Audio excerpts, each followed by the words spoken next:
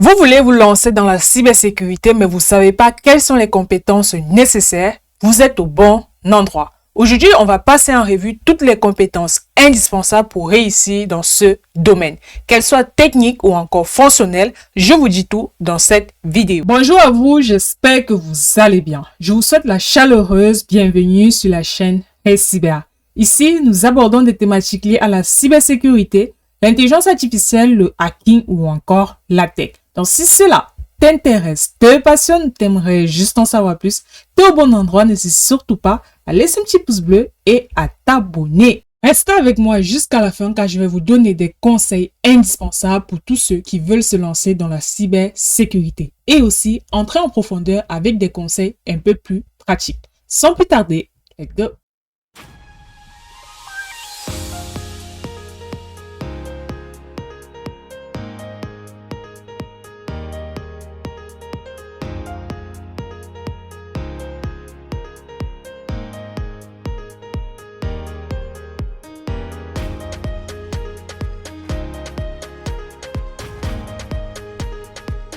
On va commencer par les compétences techniques fondamentales. Tout simplement, pourquoi? Parce que si vous voulez vous lancer dans le domaine de la cybersécurité, il vous faudra absolument maîtriser certaines compétences clés. La première chose à absolument faire, c'est comprendre les réseaux et les protocoles de communication.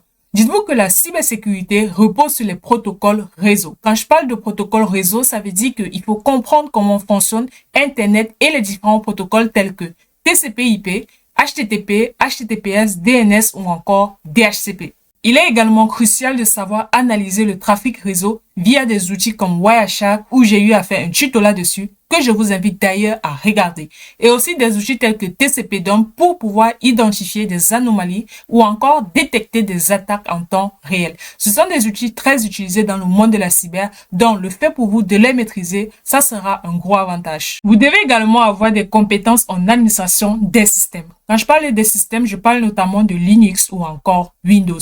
Dites-vous que Linux est omniprésent dans le monde de la cybersécurité, notamment avec des outils tels que Kali Linux et ses outils de pentesting. Donc, vous devez apprendre à utiliser des commandes telles que bash, à gérer des permissions et à sécuriser des fichiers. Comme vous le savez, Windows est très souvent la cible principale des hackers. Donc, savoir gérer les stratégies de groupe, les Active Directory et PowerShell seront un énorme avantage. Concernant ces compétences, vous pouvez vous former via des plateformes typiques liées à la cybersécurité. Il en existe énormément, telles que par exemple Cybrary, qui honnêtement, inscrivez-vous, regardez des formations, faites des tutos plus pratiques pour pouvoir comprendre. J'ai fait une vidéo là-dessus, les plateformes cybersécurité à utiliser absolument si vous débutez ou même encore si vous êtes expert. Donc, je vous invite à consulter la vidéo. Comme autre compétence technique qu'il vous faut absolument avoir, c'est des compétences en cryptographie et protection des données. Sans la cryptographie, nos données seraient vulnérables. Par exemple, un attaquant pourrait intercepter les différentes conversations et vos identifiants en clair. Il est donc important de comprendre comment fonctionnent les chiffrements symétriques, notamment AES, DES, et aussi les chiffrements asymétriques tels que RSA et ECC. Je vais vous donner un exercice. Pour ceux qui se demandent sûrement c'est quoi un chiffrement symétrique, c'est quoi un chiffrement asymétrique, je vous invite à aller faire vos recherches et revenir dans les commentaires me donner la réponse. Honnêtement, faites esprit de curiosité et partez chercher de vous-même parce que avec ça, vous allez mieux comprendre. Pour ceux qui savent déjà c'est quoi le chiffrement symétrique, c'est quoi le chiffrement asymétrique et c'est quoi la différence entre les deux, n'hésitez pas à mettre dans les commentaires. Quand on parle de cryptographie, on parle également de savoir utiliser OpenSSL pour générer et gérer des certificats de sécurité. Sur cette notion, je vous invite également à partir faire vos recherches et revenir ici pour me donner des retours. Le but étant de pousser encore votre esprit de curiosité, voilà, et revenir ici pour que nous puissions en discuter et vous verrez que ensemble, on va progresser efficacement. Vous devez apprendre à faire de la sécurité offensive. Quand je parle de sécurité offensive, c'est-à-dire savoir effectuer des tests d'intrusion et maîtriser les outils de pentest. Un expert en cybersécurité doit savoir absolument utiliser des outils tels que Metasploit, Nmap, Buzzsweep ou encore Crack-NG. Pourquoi? Tout simplement pour tester la sécurité des systèmes. Ces outils sont des outils très puissants qui vous permettent à vous de penser comme un hacker afin de renforcer la sécurité. J'ai eu à faire différents tutos sur l'utilisation de ces outils-là. Donc, je vous invite à consulter les différentes vidéos pour comprendre en fait le fonctionnement dans un cas un peu plus pratique. Et la dernière compétence technique que vous devez avoir, c'est la programmation et le scripting pour la cybersécurité. En gros, vous devez connaître Python, qui est un atout majeur pour l'automatisation des analyses de sécurité.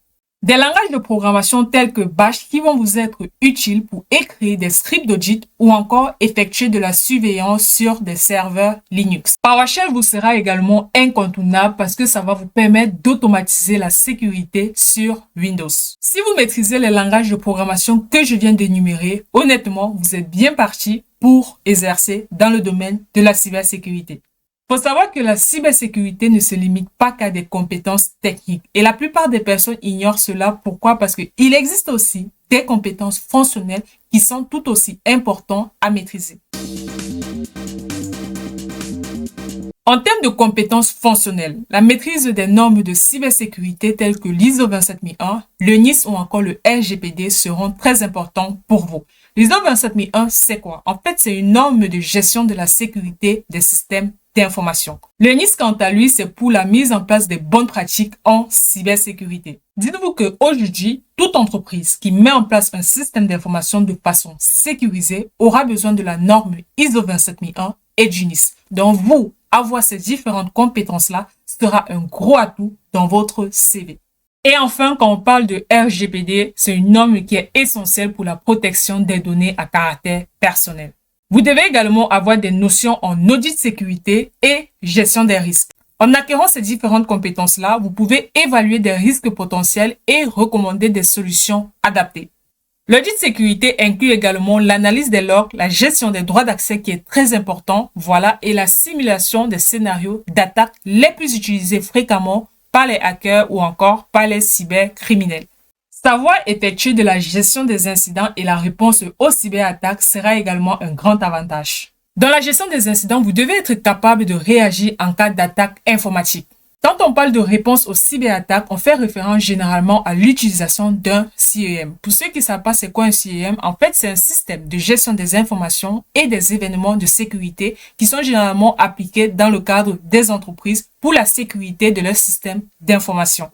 Maîtriser l'utilisation d'un CIEM sera très important pour vous, des CIEM tels que Splunk ou encore ELK qui sont très utilisés dans les entreprises pour surveiller les événements en temps réel.